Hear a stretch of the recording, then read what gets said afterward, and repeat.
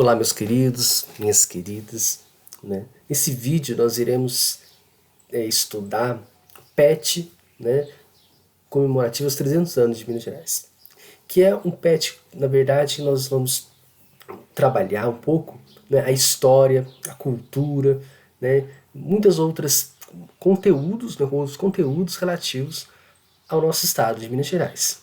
E por que isso, né? Porque no dia 12 de setembro de 1720, né, era criado então a capitania de Minas Gerais.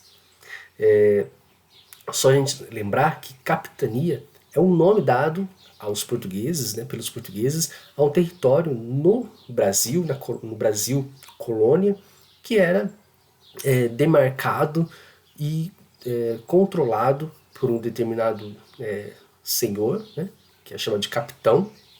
Então, era uma antiga forma de organização do território colonial, quando o Brasil ainda era uma colônia de Portugal. Para a gente entender isso, né, nós vamos olhar um pouco para esse mapa, que é o mapa atual. Né? Nós temos aqui o Brasil, com os estados, né, as fronteiras, né? E aqui nós temos Minas Gerais, com seu formato atual. Mas a pergunta que eu faço é, será que foi sempre assim? Será que essa fronteira que nós temos hoje foi dessa forma desde o início? A gente sabe que não, né? E para a gente entender isso, tem aqui esse mapa lá do século XVI, 1500 e alguma coisa, né? Que é, na verdade, o mapa, né, da divisão que o Brasil tinha no seu início em forma de capitanias hereditárias. Essas linhas aqui eram, na verdade, as fronteiras das primeiras capitanias hereditárias do Brasil, que foi a primeira forma de organização do território do Brasil. Né? E aí, essas capitanias, elas eram dadas, então, a um senhor que tinha a responsabilidade de cuidar desse território em nome do rei de Portugal. Né? Mas conforme os portugueses iam adentrando o território aqui, né, eles iam adentrando, ia também sendo necessário modificação dessas fronteiras iniciais. E é justamente isso que foi acontecendo que levou à formação de outras capitanias. Mas isso aconteceu, né, logicamente, aos poucos. E nós iremos, então, entrar, né, nas origens da capitania de Minas Gerais. Né? As primeiras formas de povoamento, né, do território mineiro. Né? E o início do território mineiro, né, da ocupação do território mineiro, tem ainda no século XVI, no final do século XVI, com os bandeirantes. Né? O que eram os bandeirantes? Eles eram exploradores que, financiados pela coroa portuguesa, adentravam o território brasileiro, ainda não explorado, né? Justamente para buscar ouro, pedras preciosas. Né? E a consequência disso, na verdade, era que o território de um lado ia se expandindo e de outro iam se formando caminhos, estradas, que possibilitavam, então, a formação de povoados por onde eles passavam. Né? Eles não tinham, no primeiro momento, a função de povoar, né? Mas a consequência da passagem deles era a formação de povoados e a expansão do território por onde eles passavam. Né? E aí nós temos essa figura bem importante. Né? Não sei se vocês já viram essa estátua. É uma estátua que fica lá em Pouso Alegre, que é, na verdade, a estátua de Fernão Dias Pais Leme, que foi um dos mais importantes bandeirantes paulistas, que inclusive morreu durante, né, uma das suas várias expedições que ele fez. E, ao que tudo indica, então, né, as primeiras jazidas de ouro foram descobertas no finalzinho do século XVII, né, 1690, nessa década, graças aos bandeirantes paulistas. Inicialmente, o ouro ele era encontrado nos leitos dos rios. Né? Por isso ele era chamado de ouro de aluvião, retirado, né, com essas bandejas, esses um tipo de ferramenta própria para isso, né? E um episódio muito importante na história de Minas Gerais foi a Guerra dos Emboabas, né? Que foi um conflito entre paulistas e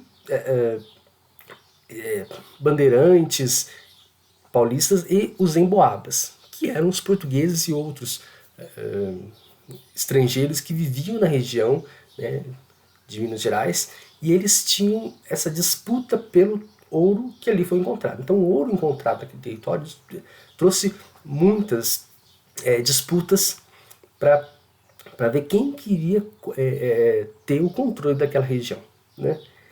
E justamente essa disputa, né, foi vencida, né, pelos emboabas, pelos portugueses, que expulsaram os paulistas, e fez com que Minas Gerais se tornasse uma região muito importante, né? E uma das consequências, né, dessa guerra foi justamente a elevação da importância de Minas Gerais, né? Por conta, é claro, do ouro que ali era encontrado, né? Aqui nós temos então a criação da capitania de São Paulo e Minas do Ouro, em 1609, ainda no decurso da Guerra dos Emboabas. Aqui, tudo isso aqui era São Paulo, mas na verdade, né, o nome completo dessa capitania era São Paulo e Minas do Ouro.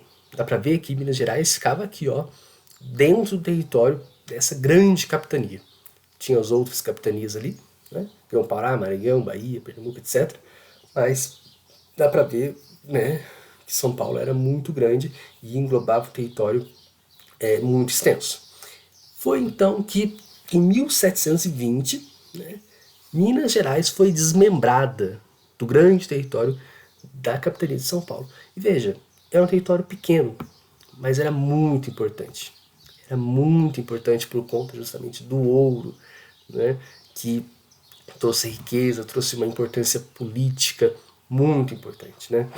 Minas Gerais hoje tem uma riqueza muito grande na questão mineral, né? Não tanto no ouro, mas outros tipos de minério de ferro, e leva no nome, né, a importância que ela tem, que a mineração teve para a história de Minas Gerais. Aqui nós temos algumas cidades importantes da história de Minas Gerais, né? Mariana, que foi a primeira vila, né, de Minas Gerais, e foi por muito tempo um dos maiores produtores de ouro do Império Português, de todo o Império Português. Ouro Preto, né, foi a primeira capital de uma importância assim mais significativa, né, e foi a capital até 1897. Tem inclusive o maior acervo de arquitetura colonial do Brasil. Do Brasil. Né? Olha a importância que é Ouro Preto. E para terminar, né, falar rapidamente da Inconfidência Mineira, que foi uma revolta, né, por conta da insatisfação, né, da elite econômica da capitania de Minas Gerais, por conta da alta exploração que a coroa portuguesa fazia, né, para os produtores, para os mineiros, aqueles que trabalhavam com a exploração do ouro, né? A coroa portuguesa ela cobrava impostos altíssimos de forma muito autoritária, né? E então houve essa sublevação, ou seja, essa revolta, né? Que um dos objetivos era justamente reverter essa forma de cobrança muito abusiva por parte da coroa portuguesa. Esse movimento não teve êxito, eles foram traídos por próprios integrantes do movimento, e aí um dos líderes, né, Joaquim José da Silva Xavier, de Tiradentes, ele foi um dos poucos que realmente teve essa condenação mais cruel, que foi pela morte, né? Então, nós temos aqui essa história belíssima, que é a história de Minas Gerais, né? Eu espero que vocês possam, nessa semana, aproveitar e conhecer um pouco mais o nosso estado. Até a próxima!